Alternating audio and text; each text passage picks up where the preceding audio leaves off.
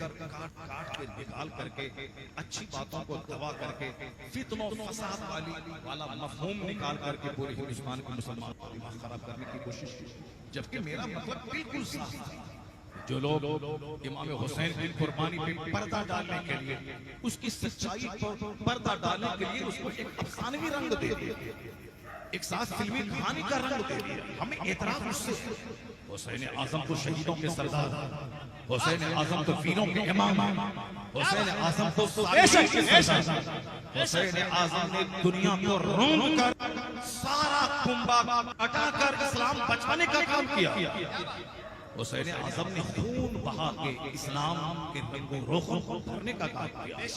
इस हुसैन आजम ने मदीने की बहार, सारी इज्जतें, सारा आराम छोड़ के करबला के चटियल मैदान में भूखे प्यासे रेत पर अपनी गर्दन कटवा के 72 सरनेज़ों के खा के अपना सर सजदे में रख दिया, मगर जालिम के सामने अपना हाथ नहीं दिया, जमीन बचाया, अपना ईमान बचाया, अपना उसूल बचाया।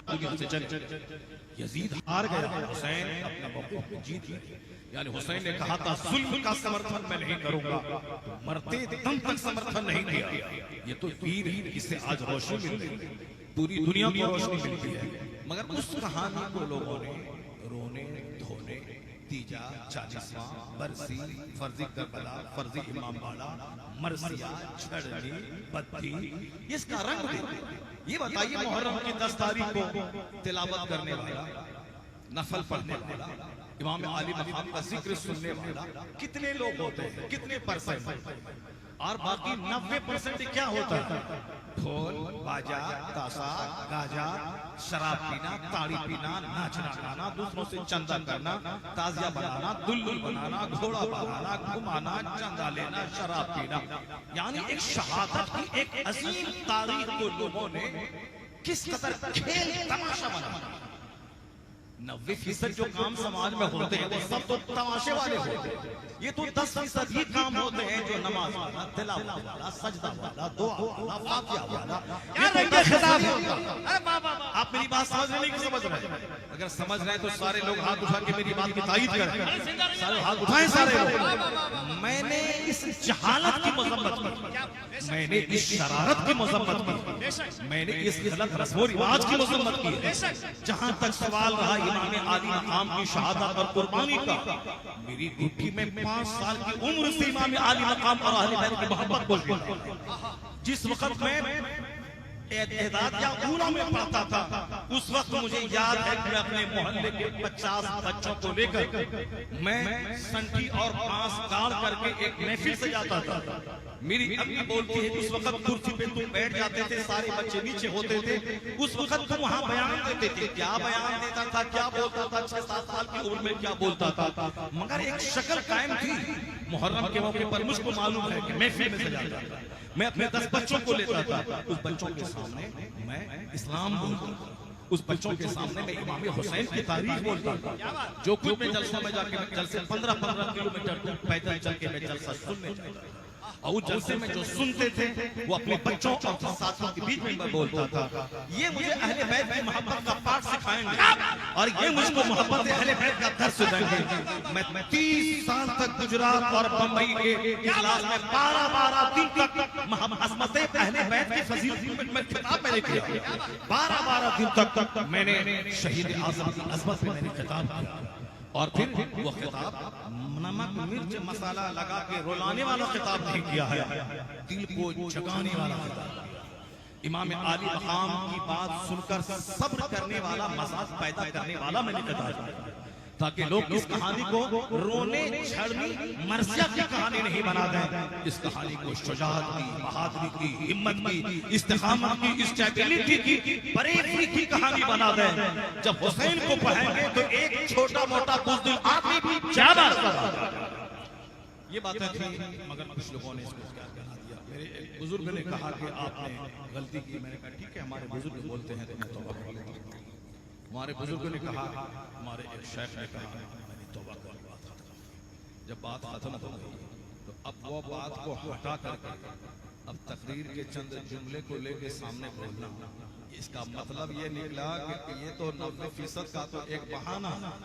असल निशाना तो मकबूलियत से चिढ़ना, असल निशाना टारगेट बनाना, असल निशाना अपने दो चार ग्रुप को जमाए रखने के लिए एक समझाने वाले लोगों की तौहीन करना है।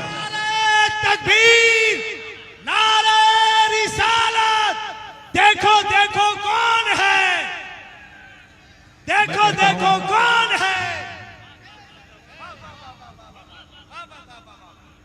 अब आप समझ सकते हैं, बिल्कुल सही बात हो रही थी 90%। हमारे शेख ने कहा, अगरचे वहां कोई ऐसी बात ही नहीं थी, मेरा निशाना कुछ और था, लेकिन एक शेख ने कहा कि तो मैंने कहा चलो मैं तौबा कर लेता हूं। जब तौबा कर ली, फिर आज एक घटिया किस्म की बात है, एक हदीस की मैं तशरीह कर रहा हूं, उस तशरीह को तोड़ मरोड़ करके ये खबीस किस्म के लोग, एक आलिम जो करोड़ों को समझा था, जिनकी बातें सुनकर लाखों लोग नमाजी बने, जिनकी बातों को सुनने के बाद लाखों लोग गुनाहों से तौबा करे। आज एक शख्स फोन करके मुझको कोंडा जिला उत्तर प्रदेश में, उसने फोन करके कहा, रोती की सूरत बना के हजरत ऐसी ऐसी बातें मैं देख रहा हूँ, सुन रहा हूँ। आपको मैं कहता हूं कि अगर 10 साल पहले मैं आपकी तकरीर सुना होता तो जो तब्दीली आज मेरे अंदर महसूस हो रही है 10 साल पहले हो गई होती। ये बिहार का देहात का नहीं, उत्तर प्रदेश के गोंडा वहां का एक शख्स तुलसीपुर का मुझको आज फोन करके कहा, आज की बात है, फोन करके कहा कि मैं आपकी तकरीर से अपने अंदर कितनी तब्दीली पा रहा हूं, ये तो मुझको देखने के बाद पता चलेगा। क्या मतलब? या मतलब वो नमाजी बन गए, दाढ़ी रख रहे हैं, लंदन उन्होंने छोड़, दुनिया की बेशुमार मोहब्बत दिल में थी, मोहब्बतें धीरे धीरे दुनिया से निकल गई। वो कहने लगे, मुझको तो लगता है कि आप पर इस कदर प्रेशर बनाया जा रहा है, उस प्रेशर की वजह से कहीं इस तरह की गुफ्तगू आप छोड़ नहीं रहे। आप उन्होंने कहा कि मैं आपको कहता हूं कि चाहे 1000 कोई कुछ बोले, जो आपका लबो लहजा है जो सीधे दिल पे उतरता है, उस जाहिल ने, पढ़े लिखे कम पढ़े लिखे आदमी ने मुझसे ये कहा कि आप कभी इस लबो लहजे को बदलेंगे नहीं। क्या बात है? अपना तेवर कभी नहीं बदलेंगे। मेरे जैसे लाखों लोग हैं जो आपके इस तेवर से अपने सीने में तब्दीली महसूस करते हैं। नारे तकबीर, नारे रिसालत, करामत हुजूर फख्रे बिहार हजरत अल्लामा मुफ्ती शहरयार। मैं इस बेनमाजी, मैं इस गुटखा हो, मैं इस जाहिल अल्लाह की बात मानूं या हजारों बहलों जिन्होंने मेरी तकरीर सुन के जो नेक बने, मैं उसकी बात मानूं, उसका चेहरा देखूं? ऐसा नहीं होगा। 2-4-10 तुम्हारे चेले चपेटे होंगे जिसकी वजह से मेरा प्रोग्राम कैंसिल हो सकता है।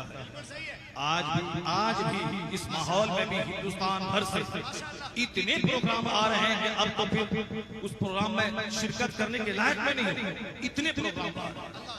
और ये समझ रहा है कि साहब अब इस कदर घेर नहीं इनको ताकि हमारे ही दलालों की वाहवाही हो, अब आप ये सारे लोग स्टेज से खत्म हो जाएंगे। नहीं होगा।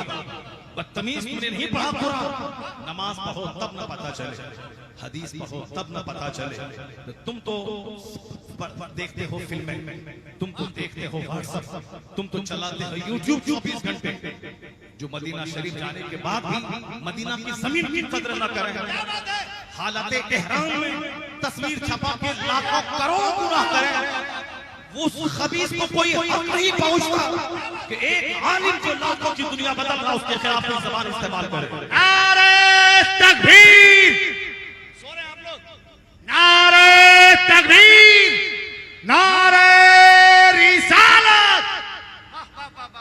खबीस, तुमने मदीना में मुझे भी देखा था, कैसे मेरे रात और कैसी मेरी रातें, कैसे मेरे दिन मदीना में गुजरते थे, और तुमने देखा था मुझको, और तुम कैसे रातें गुजारते हो मदीने में और कैसे रहते हो, वो तुमको तुम्हारा ज़मीर खुद जानता है।